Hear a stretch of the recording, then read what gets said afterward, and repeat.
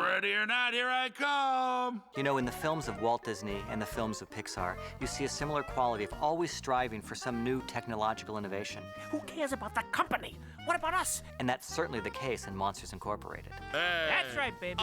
In every story that we create at Pixar, there is something in the story that's something we don't know how to do. I love working with that big guy! We don't want to just repeat ourselves. We want to, push the envelope technically. So whenever they say, I'm not sure exactly how we're going to do that, I'm thinking now, I've gotten used to the fact that they're probably going to figure it out in a couple of days. Shh, shh, shh, shh.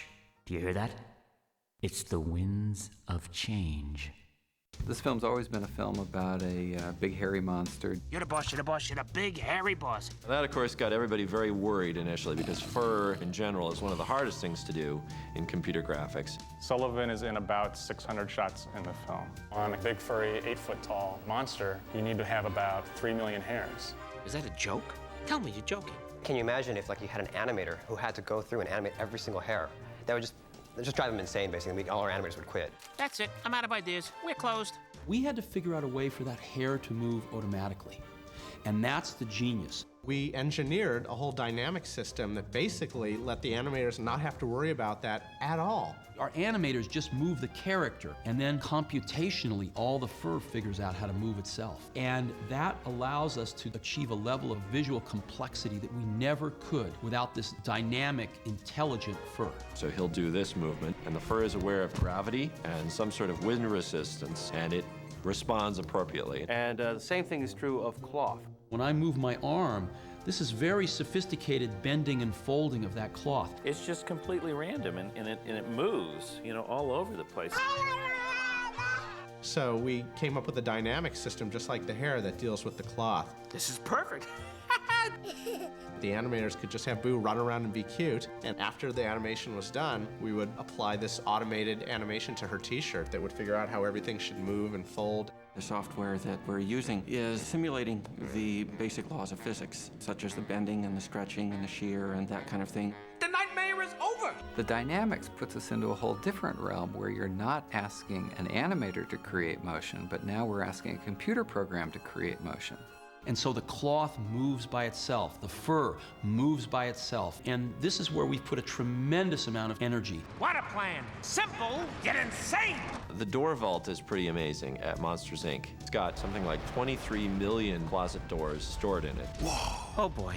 We literally had to figure out how to draw millions of doors, and this seemed like a total impossibility. Nobody thought we could really do that. Your stunned silence is very reassuring.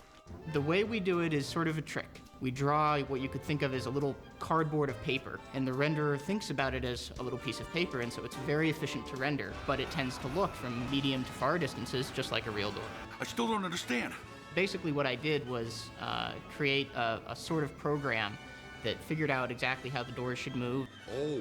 If the door is going around a curve, then it needs to swing out to approximate that centrifugal force. There's this really nice organic quality to it. It looks almost like a traffic jam in San Francisco. We're working on scenes right now that involve Sullivan in the Himalayas.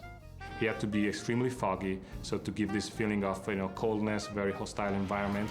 No, no, no! Everybody was a little afraid of the complexity and the technological challenges that we had to actually make this environment to look believable. They're like, no, it can't be done. Yeah, that's In particular, we have two specific sequences that happen to be in completely snow environment under like a snowstorm.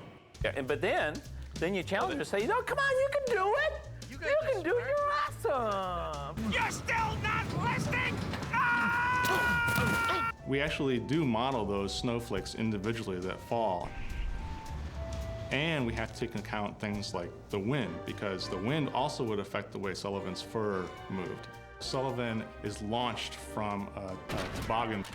He's been outside in this snowy blizzard for a long time, so what we would expect is that he would accumulate snow in his fur as it's falling from the sky.